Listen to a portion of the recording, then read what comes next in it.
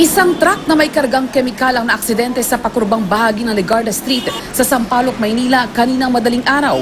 Ang truck na pag-aari ng CNE Cargo Logistics Incorporated sumalpok sa poste ng isang eskwelahan at nakabangga pa ng isang nakaparadang van. Sa lakas ng pagkakabangga, wasak ang nasalpok nitong sasakyan. Nayupi naman ang unahang bahagi ng truck. Nahulog din mula sa trailer truck ang container at nabutas kaya tumagas ang karga nitong kemikal. Masakit sa mata at matapang amoy ng kemikal. Nagkalat din sa kalsada ang basag ng mga salamin mula sa truck.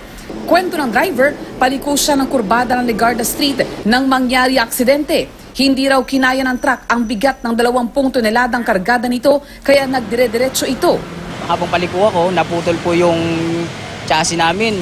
Hindi ko akalain na nung pagkaputol tinulak kami ng container. Nung habang tinutulak kami, hindi ko na nabalance yung manibela. Kaya ganyan po yung nangyari na bangga ko kami dito sa poste na yan. Naputol.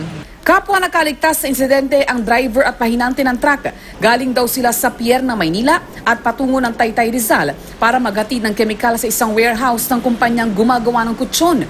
Ayon sa isang residente, madalas talaga aksidente sa bahaging ito ng Legarda. Lagi po talaga may na-aksidente po dyan, ma'am. Meron pa nga, kasunod nung naputol yung paa, sumunod naman yung motor na namatay. May patay pa sila dyan sa kabila, ililibing bukas. Tapos yun naman sumunod. Ganon din po yung nangyari sa anak ko, nabangga po, tiga rito lang po kami. Pesta po ng patay yun. Ngayon, dahan-dahan din sila, inakit din sila, tumarsik din yung anak ko. Rumesponde naman sa insidente ang Traffic Division ng Manila Police District, pati na ang Bureau of Fire Protection. Para sa kaligtasan ng mga motorista, pansamantalang isinara ang kalsada. Posibleng sampahan ng reklamo ang driver ng truck. Cecil Villarosa, GMA News.